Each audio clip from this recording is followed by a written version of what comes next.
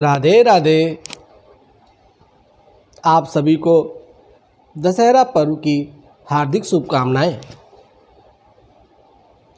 दशहरा को हम अक्सर बुराई पर अच्छाई का जीत मानते हैं, तो क्यों ना हम अपनी खुद की बुराइयों से लड़ें और अच्छाइयों की ओर अग्रसर हों।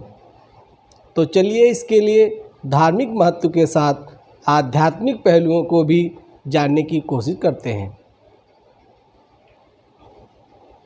हमारे वेद और उपनिषदों में बेहद तार्किक और आध्यात्मिक बातें बताई गई हैं। यहाँ साधनाओं, ऊर्जाओं और आध्यात्मिक तौर पर जागरूक होने के बारे में उल्लेख मिलता है। सनातन धर्म के कई ऐसे त्यौहार हैं जैसे महाशिवरात्रि, शारदीय नवरात्र, चैत्र नवरात्र, दशहरा और दिवाली। जब ऊर्जाएं अपने चरम पर होती हैं, लेकिन एक आम मनुष्य के लिए ये दिन सिर्फ त्यौहार होते हैं, क्योंकि वह इतने गहरे स्तर पर जाकर कभी सोचता ही नहीं। इस दिन की ऊर्जाओं का महत्व क्या है और कैसे वो इसका इस्तेमाल कर सकता है अपने जीवन में। दशहरा की धार्मिक पहलू तो हम बचपन से ही सुनते आ रहे हैं, चाहे भगवान राम का अजय और अपर ज्ञानी रावण से जीत हो या अति शक्तिशाली महिषासुर का देवी दुर्गा द्वारा वध, जिसे ब्रह्मा, विष्णु, महेश भी नहीं मार सकते। उन्हें तीनों त्रिशक्तियों ने अपनी आध्यात्मिक शक्तियों को मिलाकर दुर्गा का निर्माण किया, क्योंकि वे शक्ति का निर्माण करना चाहते थे जो सर्वोपरि हो और महिषासुर का विनाश कर सके। इस प्रकार माँ दुर्गा ने महिषासुर का वध किया।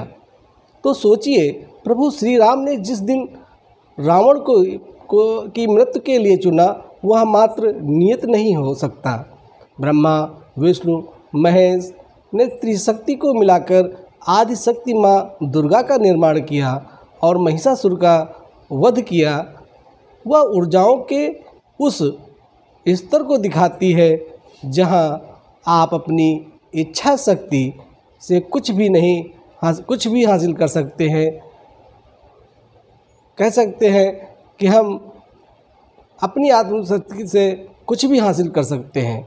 दशहरा के दिन आप ध्यान लगाइए और फिर देखिए कि कैसे इस दिन की एनर्जी आपको ब्रह्मांड में छिपे कई सत्यों से रूबरू करवाती है। आप साधनाओं के बल पर ही माया के बंधन से दूर हो सकते हैं, और माया से दूर होना बहुत ज़रूरी है, क्योंकि इसी माया के शिकार महाज्ञानी रावण और परम शक्तिशाली महिषासुर को बंधन मुक्त कराने श्री हरि विष्णु और माँ दुर्गा को आना पड़ा। दशहरा का दिन हम सभी के लिए सुनहरा मौका है ज्ञान प्राप्त करने का। ये दिन क्रोध, लालच, ईर्ष्या, मोह और अहम को छोड़कर पहले आत्मा की खोज फिर परमात्मा की खोज का दिन है। इस दिन की ऊर्जाओं को भरपूर उपयोग करिए और फिर देखिए आपकी एनर्जी में कैसे ज़बरदस्त बदलाव आता है।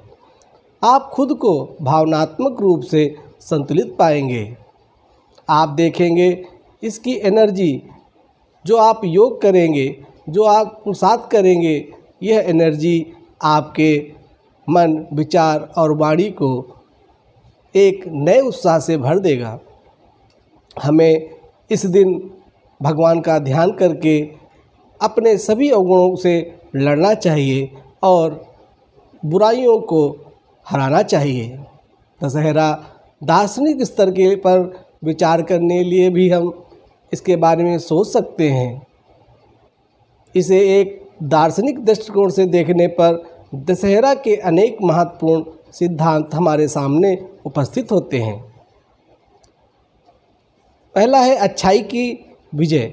दशहरा एक प्रतीक है कि अच्छाई बुराई पर विजय प्राप्त कर सकती है। यह दर्शाता है कि यदि हम सत्य, न्याय और धर्म का पालन करते हैं तो हम अच्छे और उच्च आदरणीय जीवन की ओर बढ़ सकते हैं। अंत में बुराई की हार रामायण के कथा के माध्यम से दशहरा हमें यह सिखाता है कि बुराई हमें समय के साथ हार जाती है। यह बताता है कि अच्छाई और सत्य कभी हार नहीं सकता, चाहे कितनी भी कठिनाइयाँ क्यों ना आ जाएं। दशहरा का त्यौहार हमें अपने आत्मा के उन्नति की ओर प्रोत्साहित करता है। यह एक संवाद है कि हमें अपने आत्म विकास के लिए उचित मार्ग पर चलना चाहिए और अपनी आत्मा की शुद्धता को बनाए रखना चाहिए। दशहरा हमें यह याद दिलाता है कि भाग्य का खेल भी हमारे जीवन में महत्वपूर्ण होता है। हम अपने कर्मों का पालन करते हैं, लेकिन किसी भी समय अपने भाग्य का साथ देने के लिए भी तैयार रहना चाहिए।